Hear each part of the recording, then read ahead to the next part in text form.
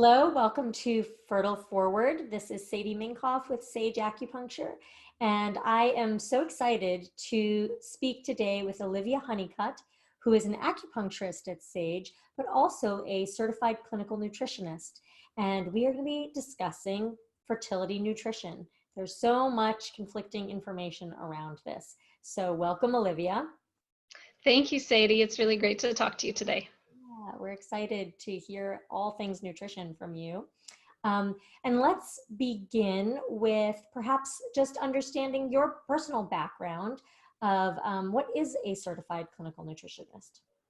So I have a certification in applied clinical nutrition, which is a 300-hour training about nutrition, including foods, traditional foods, supplements, and how to use foods and supplements to enhance well-being.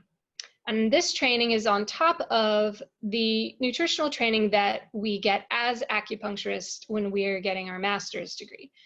The nutrition that we study in Chinese medical school is a Eastern-based philosophy around nutrition.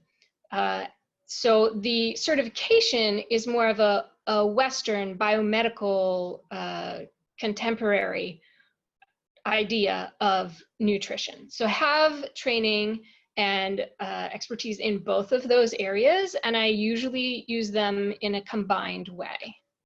Brilliant, wonderful. So, and I love that integration of all our resources to support people going through fertility. So can you tell us a little bit more about the difference between nutrition as food as medicine versus supplements? Sure.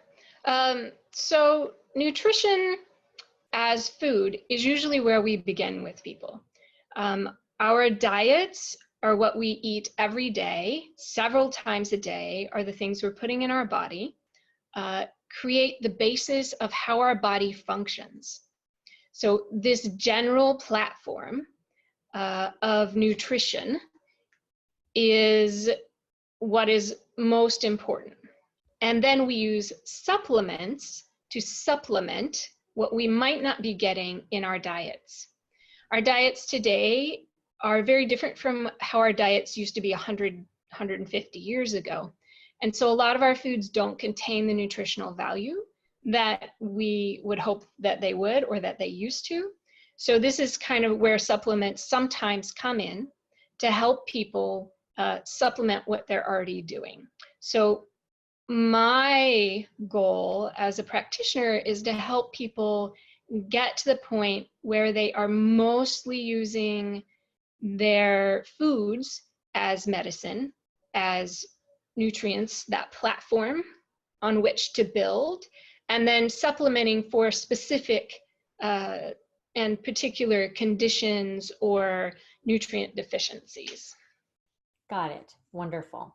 So then just starting with the biomedical point of view and the evidence that's out there now from modern medicine, what has the research shown as far as nutrition specifically for fertility support? Wonderful. Yes. So there is a lot of information out there today about supporting fertility with dietary changes or specific dietary ways of eating and managing lifestyle. What we have found, some of the strongest evidence for fertility support comes from some studies about the Mediterranean diet. Now, in these studies, people used the Mediterranean diet to help support their fertility process through both working with infertility and working with reproductive technology. So people who are doing either form of conception have found benefit from using a style of diet like the Mediterranean. So the Mediterranean diet, you probably ask, what is that? So it's a diet that sort of traditional Mediterranean peoples would eat, and it is heavy in fish and vegetables, and it is excluding processed foods and sugars. So the idea of the whole food diet, any food that remains whole when it gets to your table, is a whole food. Right. So yes, so whole is how it is found in nature. Correct. Wonderful. And one question that I find patients are curious about is how much fish to eat, because we know that fish is so good for us, but at the same time, our oceans are polluted and it's challenging. So what do we do about that? Yeah. So the best answer to that is that what we want to do is rotate, right? So it's a complicated question, because we want for our bodies to get like wild caught fish, also things that are marked sustainable on the packaging, is also helpful. The reasons why are that these are animals that are in a different environment than farmed fish. So then the question becomes like, then we start talking about the ecosystem, right? And how sustainable really is it? There's some things that say that eating any kind of wild caught fish is reducing our fish populations, and our oceans are in bad shape. So what we need to balance there is our need for that protein and those omega fats with our ideas about what is sustainable for our future selves and for our children, right? So a good sort of rule to follow is that you want to make sure you're getting enough protein. Some of that protein should come from fish and shellfish. If you rotate the kinds of fish that you're eating, you're going to reduce the buildup of whatever type of maybe pollutant that fish encountered. So what happens is the pollutants in the water can get into the flesh of the fish, just like pollution in our environment can get into us.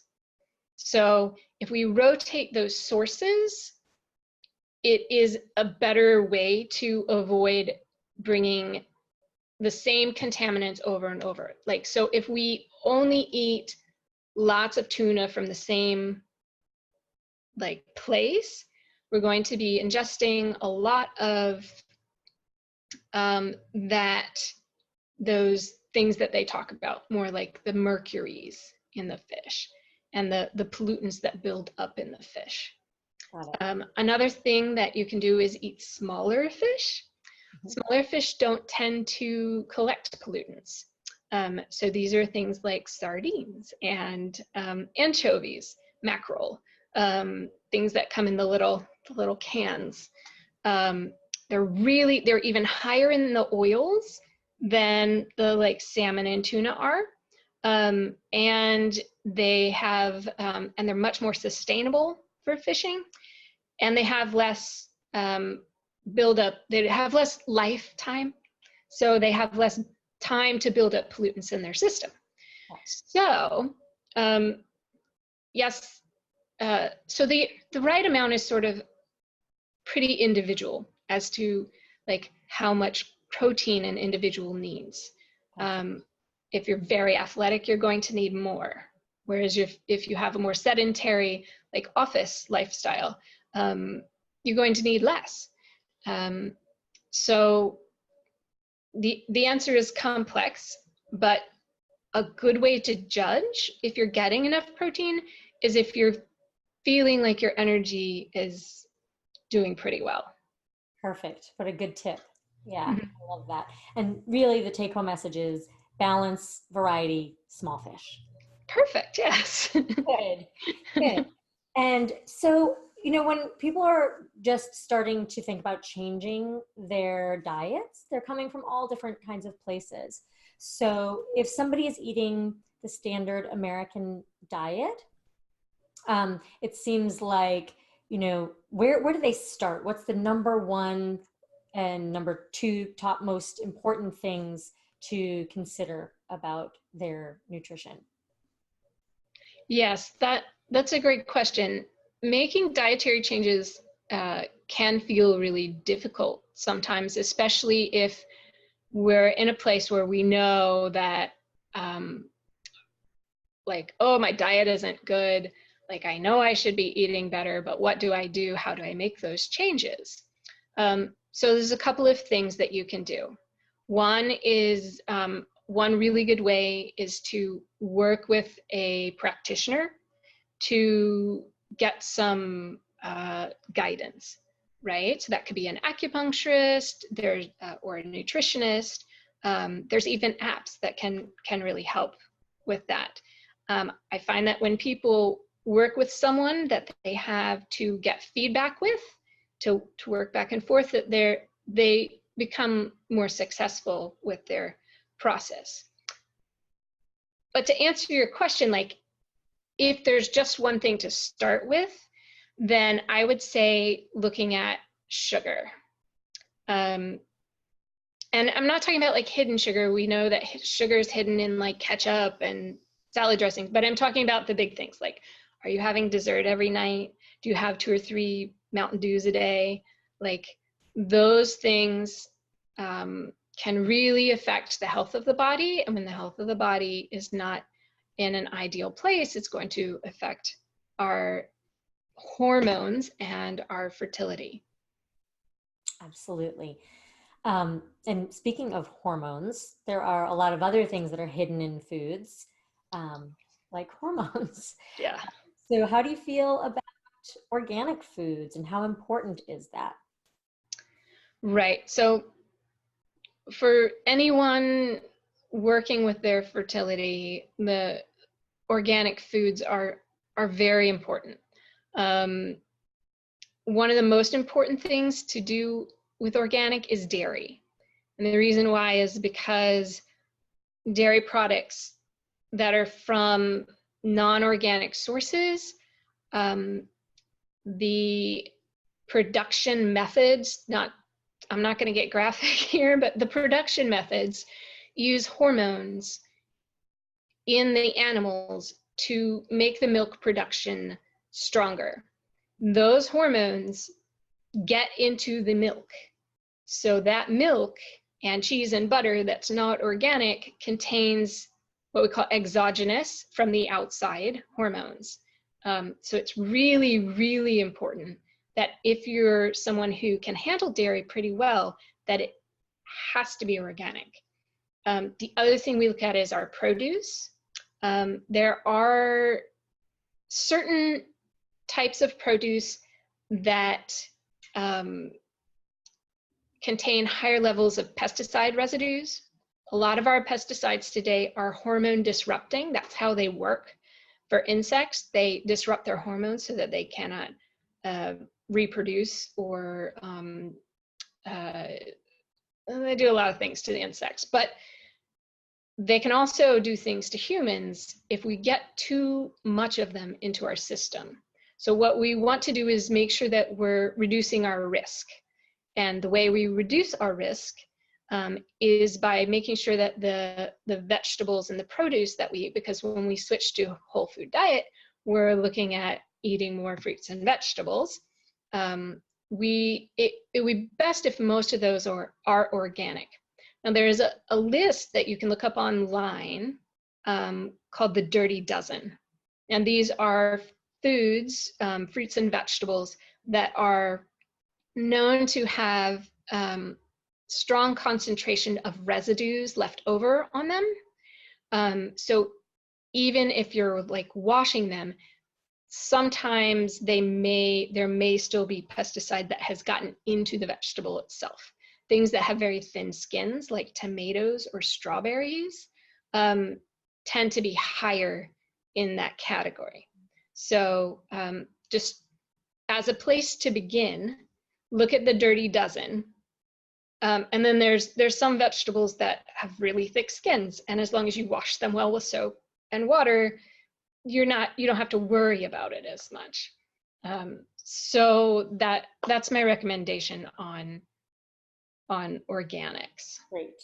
Good. Yeah, good tips. So you mentioned dairy. So that Yes. once we have sort of the clean Mediterranean diet established for the most part, there's a lot of information out there about eliminating certain foods. So Yes. yeah, what do you think about that? Of course, we're talking about gluten and dairy and things like that. Yeah. So each person is really individual as to whether or not they are going to need to eliminate gluten or dairy. Dairy is a really big one in fertility, that we very often ask people to cut out. Um, and the reason for that is multifold. It can be um, very inflammatory in the body. A lot of people don't actually digest dairy well, and a lot of people aren't aware that they're not digesting dairy well until they stop eating it. So one of the things we might recommend is to try it out and see what it does. I have people stop dairy completely, like don't have any, no butter, no milk, no cheese for at least 7 days, preferably longer, maybe 10, and then reintroduce it, like have a latte and a piece of pizza and see what happens. And if you don't get any symptoms, if you don't get any weird bloating or digestive upset or like foggy brain or skin issues in the next 3 days, then probably you digest dairy okay, and you just want to keep it minimal and organic and full fat, because we have studies that show that the full fat dairy increases fertility, whereas skim dairy actually reduces.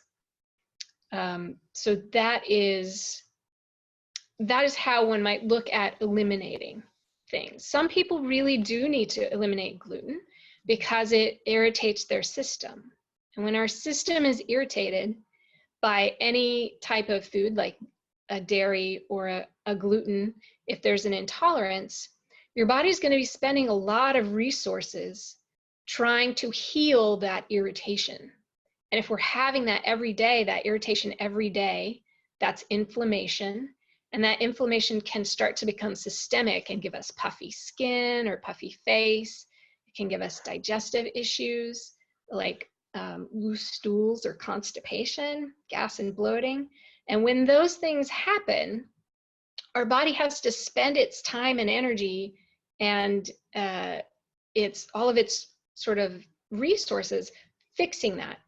And those are resources that instead could be going to your reproductive organs. Great. Yeah. So sugar is number one, and getting good things in, and then looking a little bit further into what might be irritating the system. Yes. Like gluten and dairy to start off with. And so I know that some people question meat as well, with things like the keto diet that are predominantly meat, and even extreme versions of the keto diet are touted as being supportive for fertility, although they're controversial. So what are your thoughts about that?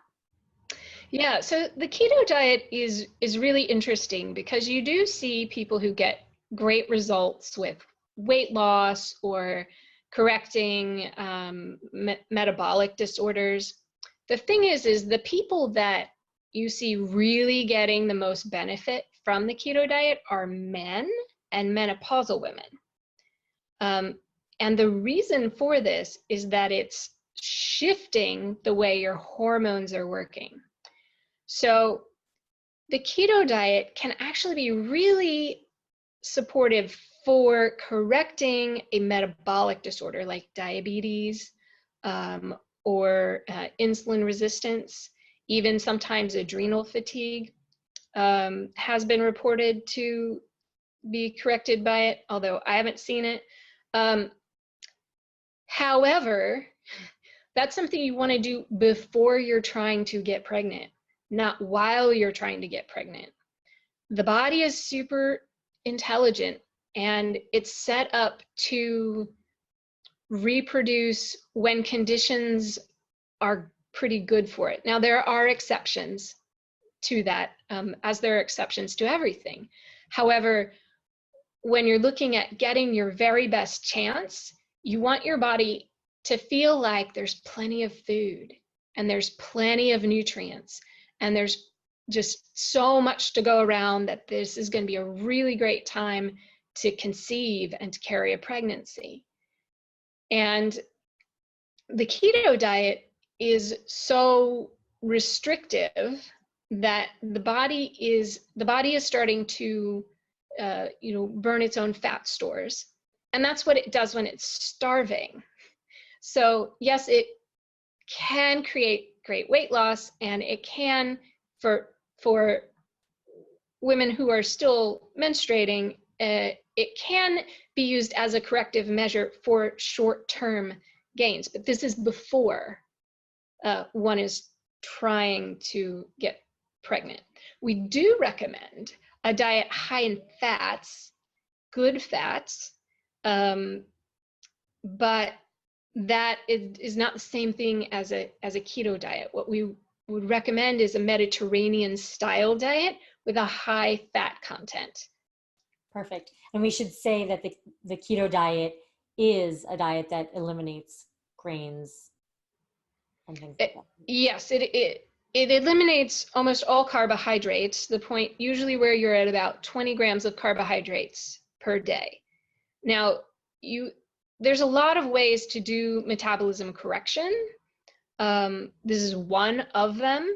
It's not the only way, but it does eliminate all grains. So some people don't do well with grains. Usually that is because they have an inflammation in the digestive system that can't handle grains well. Our bodies should naturally be able to handle smaller amounts of whole grains. And those whole grains, when processed correctly, are very nutrient dense and good for us.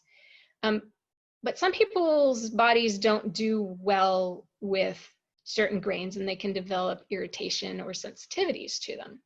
So the keto diet has a lot less fiber, and so can make things a little sluggish, shall we say, because it is cutting out the grains. So some people find that when they cut out grains completely, like a paleo or a keto, that their digestion and symptoms improve for a while. And that is usually because they've developed a sensitivity to the grains themselves. Got it. And legumes and things as well. And yeah. I can go into the reason for that. Sure, yeah, we'd love to hear. Sure. So grains and legumes and our seeds, any kind of seed has a protective mechanism from being digested. Now, this protective mechanism is just nature's design to allow the grain to sort of be eaten by an animal and pass back through, and then be able to grow in the ground, right? And this coating has a chemical in it called lectin, and lectin causes things to not be able to be digested. So what happens when we're eating, what can happen when we're eating a lot of grains is, especially if they're processed grains, is that those lectins remain in the grain itself. So like if we take wheat and grind it up and turn it into flour and then bake it into something without any natural leavening, these lectins in the grain have not been processed away. They're still there. And so they're going to cause these grains to not be digested well. They're like anti-enzymes. And it can also cause other things in the digestion to not be digested well, because they naturally have this protective mechanism against being digested. This is true for any seed, nut, legume, or grain. So what we recommend is that grains be processed in a traditional way, and what that is soaking, otherwise known as sprouting. People call it sprouting, it sounds all fancy, but it just means soaking in water and then getting rid of that water. That's why beans, like you soak dry beans before you cook, and you throw that water out before you cook them. The reason why is beans are really, really high in these lectins. And if we don't soak them beforehand, it can actually cause really severe digestive upset. So grains and seeds, like any kind of seed or nut, is the same as those beans. So sometimes people will develop sensitivities to this, and there are tests that you can get to see if some of these sensitivities have gotten to the point of being systemic. So cutting out anything that is causing us irritation is going to allow the body to regain resources and redirect them to the reproductive system. Perfect. Great. So what do you think about intermittent fasting? Intermittent fasting can be beneficial, again, if you're trying to correct a metabolic condition, or if you are male, or if you are a menopausal woman. While we're trying to stay fertile and have regular menstrual cycles, intermittent fasting can be done very minimally, which is beneficial, but any more than, I would say, once a week is going to give the body the message, again, that it's starving. And when our body is getting the message that it's starving, it's not going to be as receptive to conception. Absolutely. And then the last sort of diet that I wanted to address with you specifically is more of an autoimmune specific diet. Yeah. And really because we see so much of this in our clinic. Mm-hmm. How can people address these systemic inflammatory issues once they've gone to that level of actually having a proper diagnosis?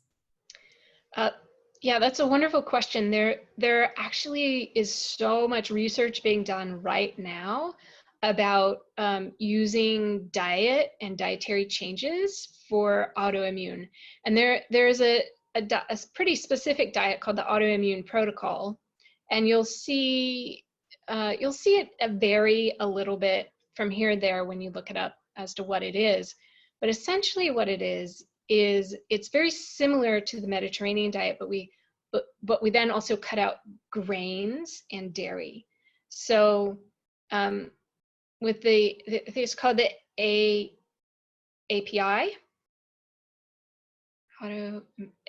sorry, autoimmune protocol. There actually are clinical trials going on right now for their efficacy. It involves mostly getting rid of inflammatory foods. So the inflammatory foods, if we list them, are going to be sugar, dairy, wheat, corn, and sometimes soy. That kind of depends on the person as to whether or not they react to soy. But soy is also one of those legumes that's really, really high in the anti-digestive enzymes. So soy in particular is only becomes really nutritious once we've fermented it. So that would be like tempeh and miso, right? But autoimmune protocol. So Some of them include fish and chicken. Most of them cut out red meats and pork. They always cut out sugar. Most of them would cut out grains. And a lot of people, once they start on this protocol, start to see really big changes in the way their body is reacting.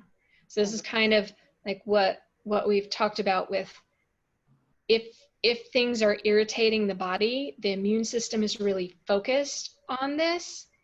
And once we relieve the immune system from those inflammations, it can do a correction and begin to start to rebalance itself. There are some theories out there. I don't know about the evidence for these theories, but there are some theories that the foods themselves may be contributing to the autoimmune conditions, right? So we want to take every possibility to take out the things that are going to inflame us and irritate our systems, and then allow our bodies to begin to heal and to get out of that inflammatory state. Great. Yeah, it all comes down to having the resources to heal and supporting the process. Yeah, that's great. So when, as Chinese medical practitioners, we are really looking at each person as an individual, and we're looking at tradition and how human beings have not only survived, but thrived nutritionally and in their health for thousands of years. So can you shed a little bit of light on a traditional diet and from a Chinese medical perspective? Sure, yeah. That's one of my favorite topics is traditional diets. So, there's evidence to suggest that our fertility is in decline as a whole, as a species, particularly in America and developed countries. And some theories about why this is happening have to do with our modern diets, and that our traditional diets, the way we used to eat 150 years ago, were actually so much more nutritious. I mean, kind of if you think about it, if your great grandparents were not, if they didn't die in an accident or from a infectious disease, they probably lived to be fairly old. And today we have a lot more disease that is associated with diet, like diabetes and heart disease. So the role of the traditional diet in Chinese medicine, it's interesting, they had a saying in one of the very ancient texts that the true doctor will first address diet, and secondly will give herbs, and third will do acupuncture. And so even the very ancient Chinese from a couple thousand years ago understood that the diet is part of it's the platform for the human being. It's the things we take into our body become our physical bodies. It's little molecules from this and that build our new tissues. So this sort of ancient wisdom is still pretty true. It's the building block of everything is our diet, and it's something that we have some influence over, that we can support our health with. Right. I like to tell people, like, look, there's so much we can't control about what's going on in our lives and in our bodies. So let's focus on the things we can control. And those things are what we're putting in and what we're choosing to do on a day-to-day basis. Perfect. Those are the things we have, some measure of control over. So thank you so much. This You're is welcome. wonderful. And just to end on a high note, Yes. we've talked a lot about all of the things to keep away from. Right. If you had three nutritional tips of what to add to our diets that are most nutritionally dense, what would you say those are, the things to focus on? Okay, my favorite thing to tell people to eat is beets. Beets have a high level of nutrients in them. They're very nutrient dense. They help the digestion. They help the heart. They support the blood system, including the uterine lining. So beets are my number one. And then secondly, probably is going to be, I would go with dark leafy greens, and I'm not necessarily talking about kale. I'm talking about all the different things. There's spring mix, and there's dandelion greens, and there's turnip, like these greens, not necessarily raw even. Oftentimes especially in Chinese medicine, we tell people be sure to cook your vegetables. At least 75% should be cooked, 25% raw. That's what I had learned. And so those leafy greens can be incredibly supportive for our digestion, for our energy, for our cleansing of the detoxifying the body. And then the one that everyone really just dislikes, but is the most nutritionally dense food on the entire planet is liver. So if you do eat meat, of course not for everyone, but liver literally has the most iron, the most B vitamins, the most nutrient dense food, and it's a traditional food. This is a food that our great grandparents would have eaten with great relish, and that it's because it has such a high nutritional content. Now, there's no reason why you have to eat liver. There's plenty of supplementation, right? We can just do other things plus supplements, but if you do like it, it is highly recommended. Perfect. Wonderful. Thank you so much. And to get in touch with Olivia, you can go to reproductiveacupuncture.com. And she's here in Austin. Just a wealth of information and a wonderful resource for everyone trying to conceive. So thank you, Olivia. Thank you so much, Sadie.